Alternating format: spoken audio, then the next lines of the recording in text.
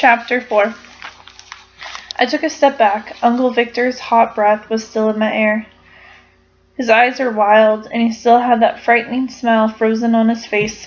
The villagers are right about him, I thought, but then he burst out laughing. Cat, did you really believe me?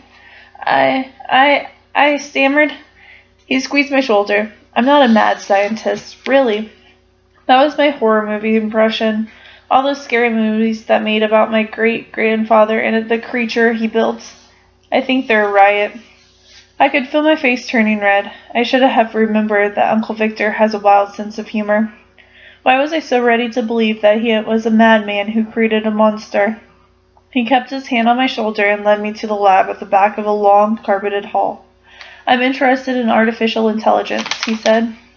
Computer brains. Robots that can think for themselves. Monsters aren't my thing. He pushed open the door and he stepped into the lab. I nearly tripped because Poochie ran right over my feet. Is he allowed in the lab? I asked. Uncle Victor nodded. He's allowed everywhere, I told you. He's the boss.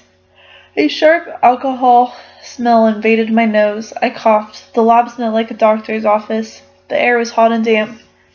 The room was huge with gray stone walls rising up 2 stories. A row of tiny square windows along the top let in only sunlight. I saw long tables with all kinds of computer equipment, a million cables and boxes and monitors. A table against the far wall held glass beakers with colorful liquids, a tangle of long glass tubes and jars of chemicals. Some of the beakers were bubbling over low fires. And at the end of the table stood a young, dark-haired guy. He had his back against the wall, his eyes were drawn down, and he didn't look up when Uncle Victor and I entered. Hello, I called to him, but he didn't move. Uncle Victor chuckled. That's Frank, he said. Don't expect him to greet you, Cat. I haven't powered him up yet. I gasped. He's a robot? But he looks so real. We walked closer, and I saw the glassy stare in the robot's brown eyes and the frozen expression on its face. I developed a new synthetic skin, Uncle Victor said. It looks real, doesn't it? But I created it in the lab and molded it over his aluminum frame. I stepped up close and rubbed my fingers over Frank's cheek. Oh, it's warm. Uncle Victor nodded. The skin is self-heating. I'm very proud of that. He squeezed Frank's shoulder.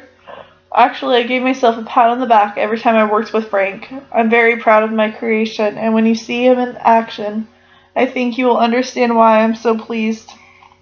I studied the robot. I like his Grateful Dead t-shirt, I said. It's really retro. I found it in a dresser drawer, Uncle Victor said. It fits him pretty well, don't you think? Better than those ratty cargo jeans, I said. Okay, forget his outfit. The best thing about Frank is his brain. Uncle Victor tapped Frank's head. I've spent years and years building a brain for him that can think and even make decisions. I blinked.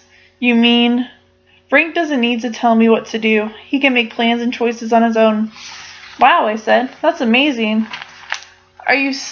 I stopped because of a sudden loud noise. I heard a bump, then a thumping. I turned. It was coming from the back wall. It sounded like someone was knocking against the narrow gray door there. Uncle Victor's cheeks turned red. Don't pay any attention to that, he said. It's nothing. Sorry it scared you, dear. Another thump. Another. Is someone knocking on the other side of the door? I asked. Just ignore it, he replied. And when you're in the lab, always stay away from that door.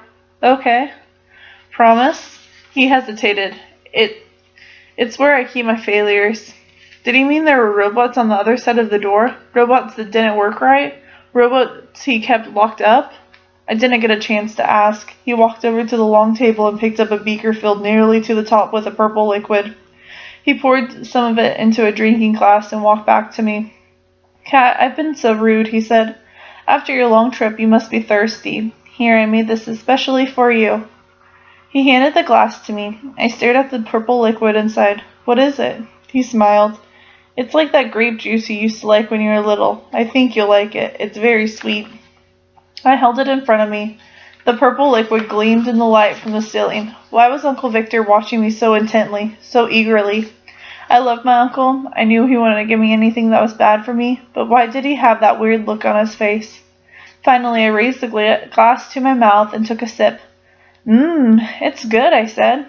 I took a longer drink. It did taste like very sweet grape juice. I wiped my upper lip with my free hand. Uncle Victor's smile grew wider. His eyes flashed behind his glasses. Cat, it worked, he cried. It really worked. You're invisible.